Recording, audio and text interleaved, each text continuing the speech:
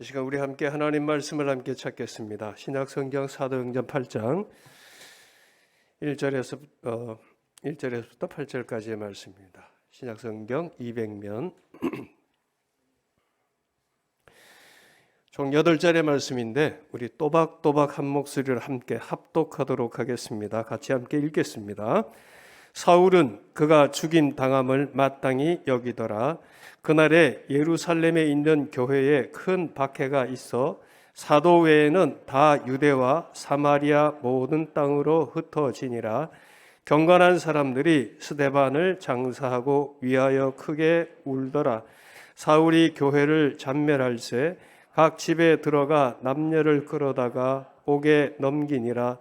그 흩어진 사람들이 두루 다니며 복음의 말씀을 전할새 빌립이 사마리아 성에 내려가 그리스도를 백성에게 전파하니 무리가 빌립의 말도 듣고 행하는 표적도 보고 한 마음으로 그가 하는 말을 따르더라.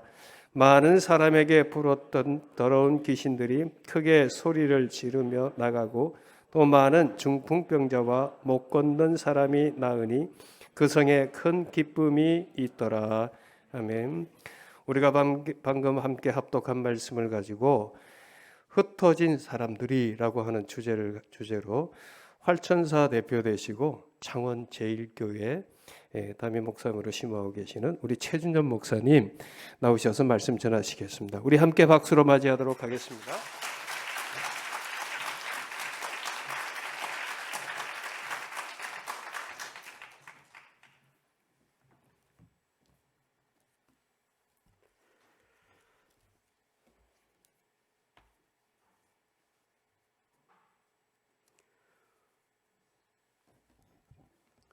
주님 안에서 주의 은혜로 구원받은 우리들입니다.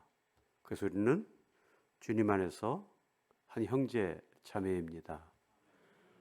또 오늘 거룩한 주일에 또 여러분들을 만나 뵙고 말씀을 전하게 되어서 저에게는 또 영광이고 또 감사입니다.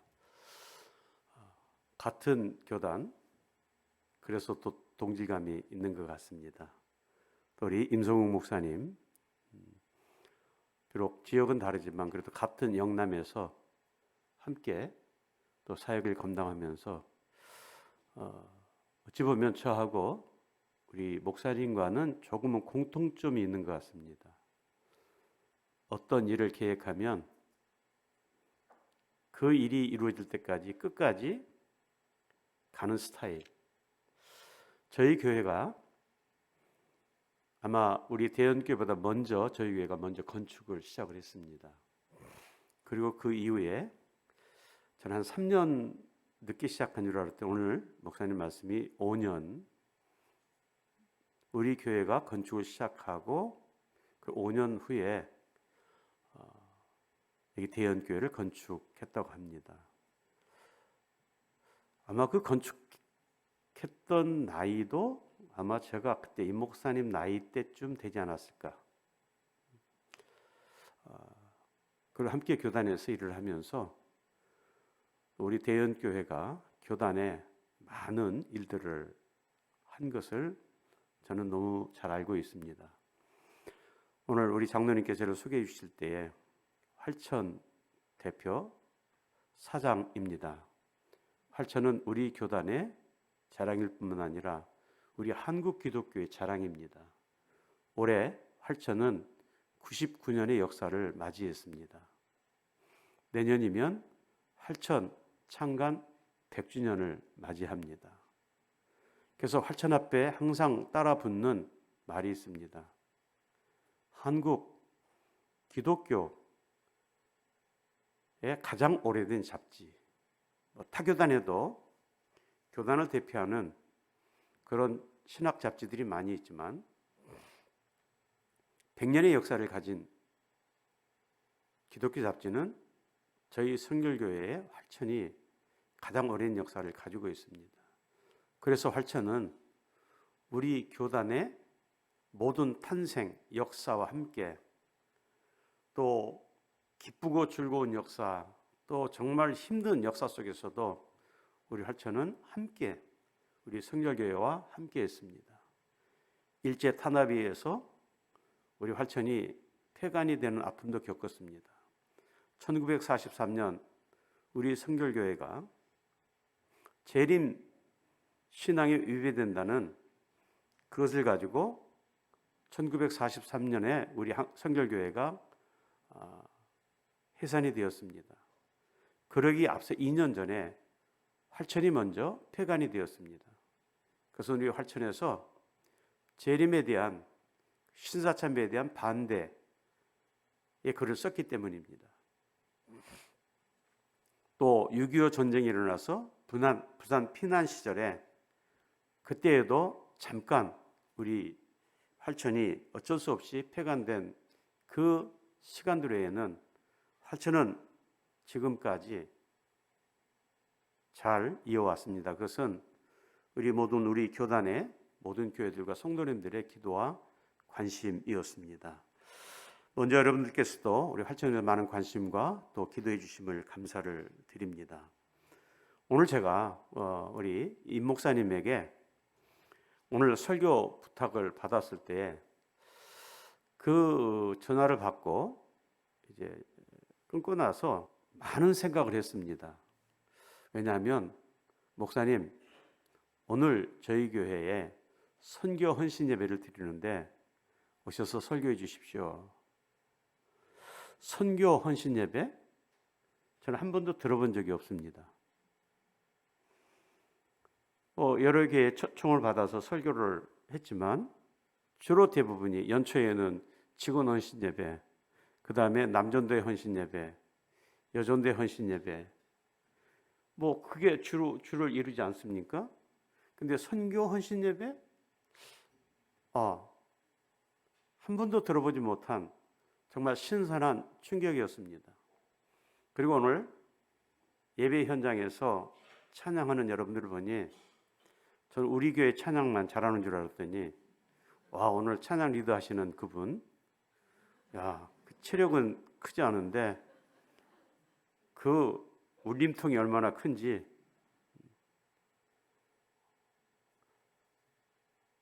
그 찬양을 통해서 또 여러분들의 이 헌신의 모습을 보면서 이 교회는 살아있구나. 살아있는 교회는 먼저 찬양의 힘과 능력이 있습니다. 그리고 기도의 능력이 있습니다. 타인을 위한 배려가 있습니다. 그것은 바로 여러분, 태국? 우리와는 아무 상관없는 나라입니다. 관심 두지 않고 신경 쓰지 않아도 누가 뭐라 하지 않습니다.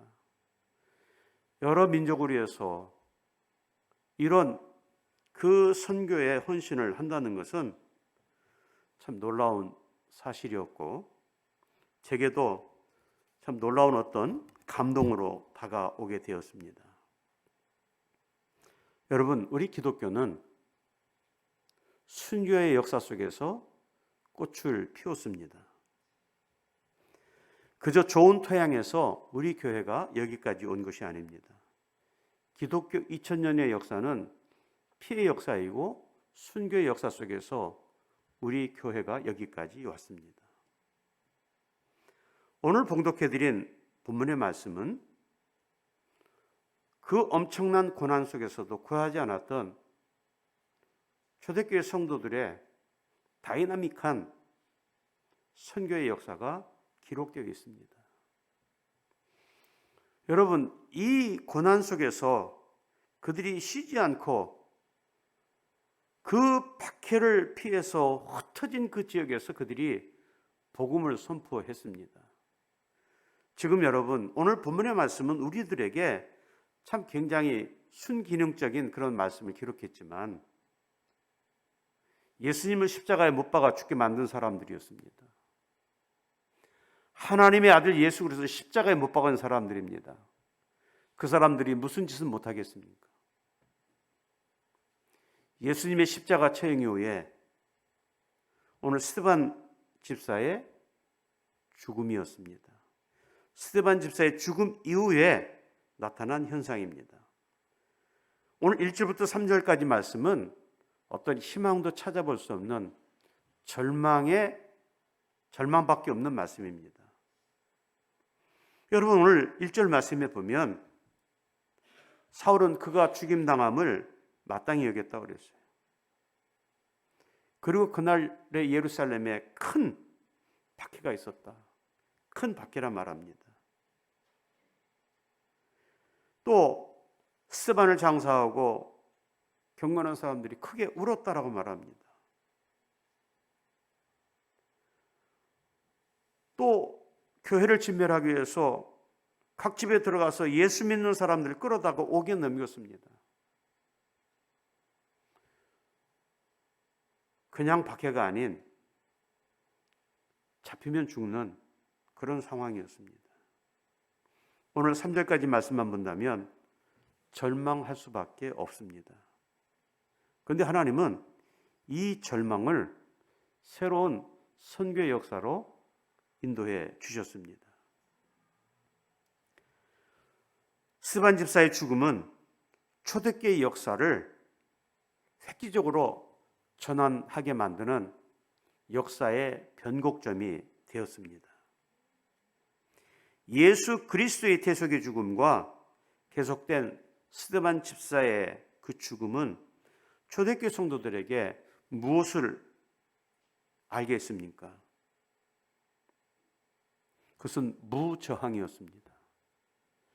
예수님이 십자가에 달려 마지막 숨 거두시기 전에 그 7마디의 기도를 통해서 주님은 어떤 기도하셨습니까?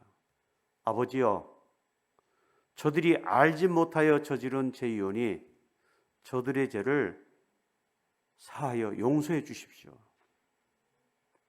여러분, 그 기도가 오늘 7장 60절 말씀에 똑같은 기도로 등장합니다. 59절 말씀입니다. 그들이 돌로 스데반을 치니 스데반이 부르짖어 이르되 주 예수여 내 영혼을 받으시옵소서 하고 무릎을 꿇고 크게 불러 이르되 주여 이 죄를 그들에게 돌리지 마옵소서 이 말을 하고 자니라.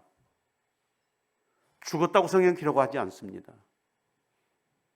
잤다 말합니다. 예수 그리스도의 십자가의 그 죽음, 너무도 허무하게 끝난 죽음이었습니다. 하나님의 아들이 대항을 하지 않으시고 그냥 무기력하게 죽으셨습니다. 그런데 오늘 스데반 집사가 주님이 그 십자가 위에서 외치셨던 그 기도와 똑같은 기도, 주님, 이 죄를 그들에게 돌리지 마십시오. 오늘 초대교회 성도들은 오늘 스데반 집사의 죽음의 모습을 보면서 교회와 성도들은 세상이 아무리 사악한 방법으로 공격해온다 할지라도 결코 폭력적인 대응을 해서는 안 된다는 사실을 그들 어떤 묵시적 언어를 통해서 깨닫게 되었습니다. 오늘 초대교회 성도들은 스데반이 부당하게 죽어갔지만 폭력적으로 혹은 감정적으로 반응하지 않았던 것입니다. 그것은 주님께 십자가에서 그 모습을 보여주셨고 스데반이 죽어가는 그 자리에서도 그렇게 보여주었습니다. 오늘 스데반의 순교를 통해서 교회 가치관은 결코 세상의 가치관과 같을 수 없다는 것입니다. 흔히 우리는 세상에서 얘기할 때 이렇게 말합니다. give and take이라 말합니다. 당신이 주면 내가 주고 내가 주면 당신이 주는 것이 세상의 이치입니다. 내가 주었는데 안 주면 서운합니다. 또 나에게 뭘 주었는데 내가 어떤 보답을 안 하면 서운하다고 말합니다. 이것이 세상의 가치관입니다.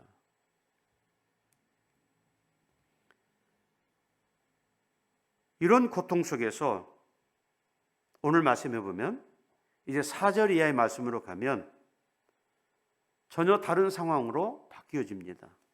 그 흩어진 사람들이 두루 다니며 복음의 말씀을 전할세. 더 이상 예루살렘에서 신앙을 지킬 수 있는 그런 상황이 아니었습니다. 그래서 이 사람들은 박해를 피해서 여러 지역으로 흩어졌습니다. 비록 박해를 피하기 위해서 흩어졌지만 그들이 받았던 그 놀라운 역사 능력, 여러분, 우리 사도행전은 성령의 행전이라 말하지만 또 하나로 말하면 선교의 역사를 기록한 선교 행전이라고도 말할 수 있습니다. 사도행전 1장 말씀에 너희가 예루살렘을 떠나지 말고 보혜사 성령을 기다려 하시는 주님의 말씀을 믿고 기다린 성도들에게 오순절 성령의 놀라운 역사를 말씀해 주셨습니다. 그 성령의 역사를 능력을 받기 전 주님은 말씀하셨죠. 너희가 성령의 능력을 받아 예루살렘과 온 유대와 사마리아 땅까지로 내 증인이 되라 말씀하셨어요. 여러분, 그 후에 그들이 성령의 역사 능력을 받고 엄청난 은혜의 체험을 하게 됩니다. 너무 좋습니다. 그래서 모이면 기도하고 모이면 친교를 나누고 교제했습니다. 그러나 여러분 기억하시기 바랍니다. 교회는 모임과 동시에 흩어지는 것이 교회의 참된 모습입니다. 너무 좋아서 그저 모여서 기도하고 은혜 받고 그런 그들에게 주님은 이 박해라는 것을 통해서 흩어지게 만드셨습니다. 그리고 주님 말씀하셨던 그 말씀처럼 온 유대와 사마리아 땅까지 흩어지게 하셨고 복음의 역사가 이루어지게 하셨습니다. 그런 과정 속에서 성령의 역사와 성령의 은혜만 있는 게 아니었죠. 곳곳에 지뢰밭 같은 사탄의 역사가 계속되었습니다. 가장 큰 사건은 아나니아와 삽비라의 사건이었습니다. 아나니아 삽비라가 얼마나 은혜를 받았습니까? 은혜가 너무 많아서 그들의 가진 재산을 전부 하나님 앞에 드리겠다고 약속하고 그들의 재산을 처분했습니다.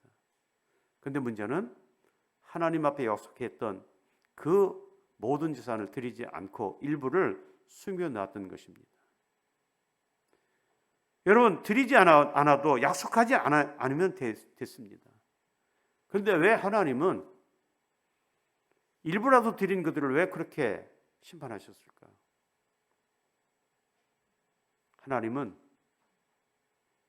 하나님은 절대로 정확하신 분이시기 때문인 것입니다. 우리는 그냥 될 수 있으면 그저 적당히 넘어가는 것, 그게 은혜이고, 그래서 흔히 우리가 말하는 것, 은혜로 그냥 지나갑시다. 그것은 은혜가 아닌 것입니다. 오늘 말씀해 보니 사도 외에는이라고 말했어요.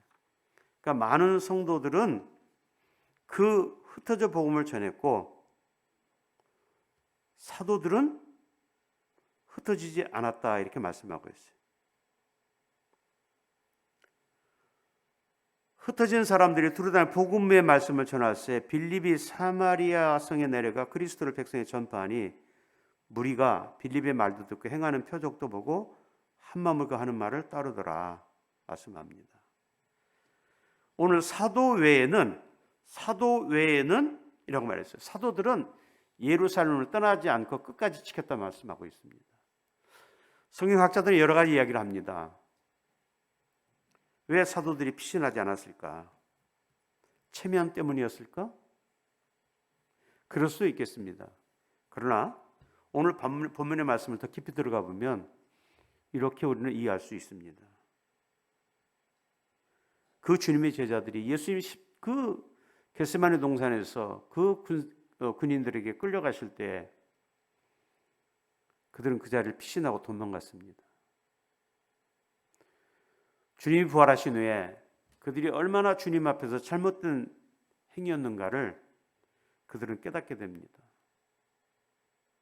이제 이어서 어쩌면 스데반의 죽음을 통해서 그들이 피신한다면 그것은 영영 주님과 멀어지는 그런 관계가 아닐까 하는 그런 마음에 그들은 그곳에 남아서 순교의 각오를 가지고 예루살렘을 지켰다는 것입니다. 사도 외에는이라고 말씀합니다. 사도들은 한 사람도 피하지 않았던 것이죠. 박해를 피해 달아난 성도들은 가는 곳마다 자신들이 이게 가르쳐줬던 복음을 전파하게 됩니다. 여러분, 오늘 스데반의 순교를 통해서 초대교회의 신앙의 옥석을 가리는 그런 시간이 되었습니다. 박해는 신앙의 사람을 더 확실한 신앙의 사람으로 만들어 주었고, 박해를 통해서 교회를 떠나게 만드는, 신앙을 떠나게 만드는 확실한 조건을 만들어 주었습니다. 그러나 오늘 말씀해 보면 그 말씀을, 그 박해를 피해서 떠난 사람들보다 오히려 더 많은 사람들이 확신을 가지고 복음을 선포했던 것이죠. 왜냐하면 모든 불신앙의 요소들을 제거시키는 계기가 되었습니다. 이제 그들에게는 세상은 우리가 살아야 할 절대적 목적지가 아니라는 것을 깨닫게 됩니다. 예수 그리스도의 십자가의 고난을 바라보았습니다. 오늘 스데반 집사의 죽음을 바라보았습니다. 오늘 성경은 죽은 것이 아니라 잤다 말씀합니다. 우리의 소망은 하나님 나라에 있기 때문인 것입니다. 그래서 이 박해는 모든 성도들이 하나님 앞에 더 가까이 올 수 있게 만들었던 능력이었던 것이죠. 이제 세상은 우리에게 어떤 희망이 없다는 것을 말씀하고 있습니다. 그래서 하나님을 더욱 신뢰하고 하나님만 의지하게 만들었던 것입니다. 어쩌면 지금까지는 세상을 바라보며 살았습니다. 하나님도 믿었고 세상도 믿었습니다. 그런데 이제는 이 박해가 오직 하나님만을 바라보게 하는 그런 계기가 되었던 것이죠. 그리고 많은 사람들이 그리스도의 고난에 동참하게 되었습니다. 더 나아가서 이들이 복음을 전파할 때에 어떤 일이 일어납니까? 오늘 5절 말씀입니다. 빌립이 사마리아 성에 내려가 그리스도를 백성에게 전파하니 무리가 빌립의 말도 듣고 행하는 표적도 보고 한 마음으로 그 하는 말을 따르더라. 많은 사람에게 붙었던 더러운 귀신들이 크게 소리를 지르며 나가고 또 많은 중풍병자와 못 걷는 사람이 나으니라고 말씀하고 있습니다. 주님의 능력으로, 주님의 권세로 말씀을 선포할 때에 귀신들이 소리를 지르며 나가고 중풍병자와 못 걷는 사람들이 걷기도 하고 뛰기도 하는 역사를 보았습니다. 여러분 8절 말씀입니다. 그 성에 큰 기쁨이 있더라. 여러분 3절까지의 말씀해 보면 엄청난 고통과 두려움으로 가득 쌓여 있는 모습을 보게 됩니다. 흩어졌습니다. 흩어진 가운데 주의 복음을 선포하는 그들에게 하나님은 놀라운 방법으로 하나님은 역사하셨습니다. 여러분, 우리는 지난 2년 동안 코로나로 인해서 엄청난 교회 위기를 맞이했습니다. 이유도 없는 엄청난 비난을 받았습니다. 교회 문이 닫히고 예배가 중단되는 아픔을 지금도 겪고 있습니다. 저희 교회는 아직 주일 오후 예배를 드리지 못하고 있습니다. 여기와는 조금 좀 상황이 다르죠. 제가 살고 있는 창원은 이 공단 지역이 많기 때문에 신자들이 참 주일날 교회에 오는 것이 굉장히 어려워요. 먹고 사는 문제가 달려있기 때문에 회사에서 말합니다. 당신 교회 갔다 확진되면 당신 회사 그만두는 줄 알아. 그런 것 때문에 굉장히 참 그 예배를 열지 못하고, 저는 솔직히 오늘 여러분들 교회가 매우 부럽습니다. 그 위기 속에서도 굴하지 않고 예배를 드린다는 것, 조금 상황은 다를 수 있지만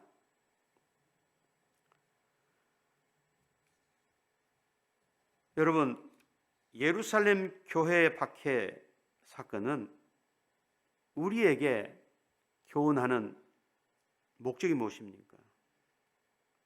박해는 결코 교회를 진멸할 수 없다는 사실입니다. 오히려 박해는 교회의 선교의 원동력이 되었고 교회 부흥의 초석이 되었습니다. 말씀드린 것처럼 이 선교의 원리는 그 이후 2000년 동안 계속해서 증명이 되었습니다.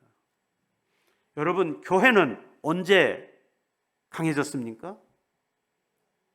교회는 외부로부터의 도전을 받을 때 교회는 더 하나 되었고 결속되었습니다. 교회가 언제 무너집니까? 교회가 무너지는 것은 교회 안에서의 내분입니다. 교회 안에서 싸웁니다. 우리가 잘 아시는 고린도 교회, 참 많은 능력이 있는 교회입니다. 은사가 있고 능력이 있고 역사가 있는 교회인데 왜 그런 고린도 교회가 흔들렸습니까? 끊임없이 고린도 교회는 분열하고 싸우고 혼란의 시간을 가졌습니다. 왜 그렇습니까? 오늘 본문에 등장하는 초대교회 예루살렘 교회 성도들은 오직 복음 앞에서 하나가 되었습니다. 복음 외에는 다른 것이 없었습니다. 그런데 고린도 교회에는 나의 소리가, 나의 주장이 강하게 어필되는 것이었습니다. 나는 예수님에게 말씀을 들었다.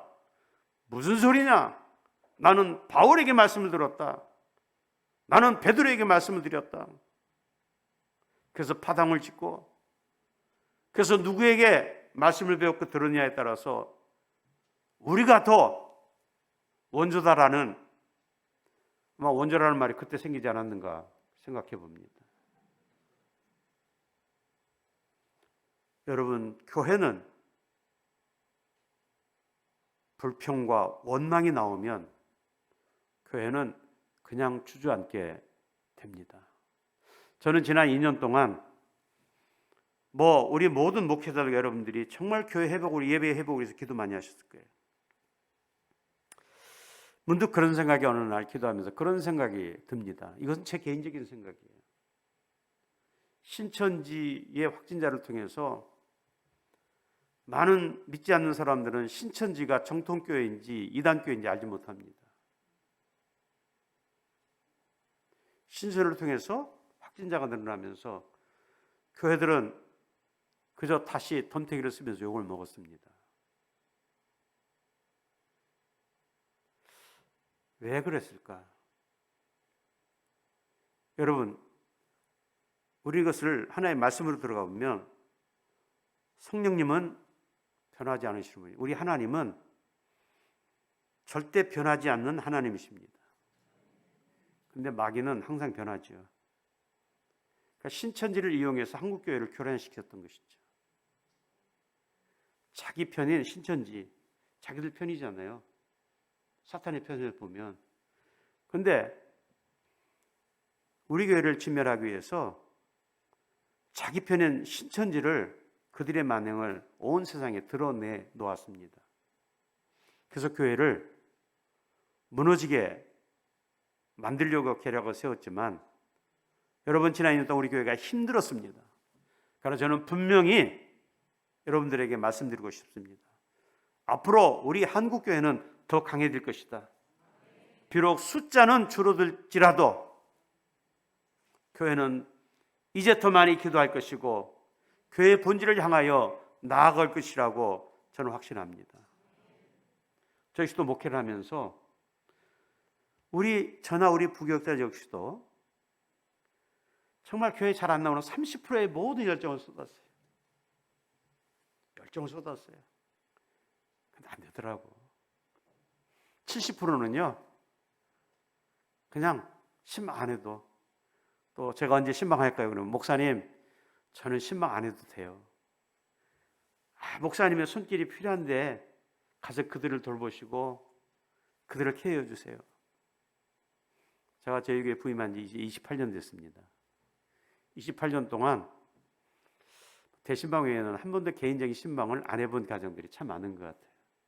왜냐하면 그분들이 저에게 더 약한 신자들 케어하라고. 근데 이제 코로나 끝나면 모든 한국 교회 지금 이 교회 성장 이 전문가들이 예견합니다. 30% 정도는 교회를 떠날 것이다. 그러면 지금까지 우리는 30%에 쏟았던 그 열정을 70%에 쏟으면 교회는 더 건강해질 수밖에 없다는 사실이죠. 이제는 분명히 이 코로나 이후에 알곡과 쭉종이 같은 믿음이 완전하게 나누어질 것입니다. 여러분들 모두가 다 알곡 같은 믿음의 성도들이 되시기를 바랍니다.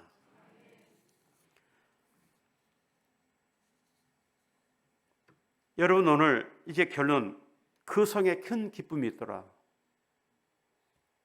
여러분 우리가 온전한 신앙을 지키기 위해서는 엄청난 고통도 고난도 따릅니다. 알 수 없는 박해도 따라오지만 그러나 마지막 그 믿음을 끝까지 지키는 성도에게는 큰 기쁨으로 임하는 역사가 임할 줄 믿습니다. 오늘 예수 그리스도의 능력이 귀신들을 제압하고 난치병을 고치고 불구의 육체를 온전케 했습니다. 복음은 병든 인간의 영혼과 육체를 다 구원하는 능력을 가지고 있는 능력이기 때문입니다. 그리고 복음은 우리 인간들을 전인적으로 구원하는 하나님의 능력입니다. 여러분 믿음은 능력을 받을 때에 완전한 믿음이 됩니다. 온전한 믿음에는 감사와 기쁨이 있습니다. 이것이 복음의 능력입니다. 오늘 선교 헌신 예배를 드린 여러분들, 오늘 이 열정이 있기에, 이 복음의 열정이 있기에 말씀드린 것처럼 우리와 상관없는 그 사람들, 우리는 그들을 가슴에 품고 기도하고 있습니다. 오늘 여러분들의 그 열정이 우리 하나님 앞에 아름답게 전달될 줄 믿습니다. 두고두고 시간이 갈수록 우리 대현교회는 정말 세계 복음화를 위해서 더 큰 빗장을 열고 날마다 새로워지는 그 선교의 역사를 꿈꾸며 나가는 은혜가, 축복이 이 시간 우리 모두에게 함께 하시기를 주님의 이름으로 축원을 드립니다.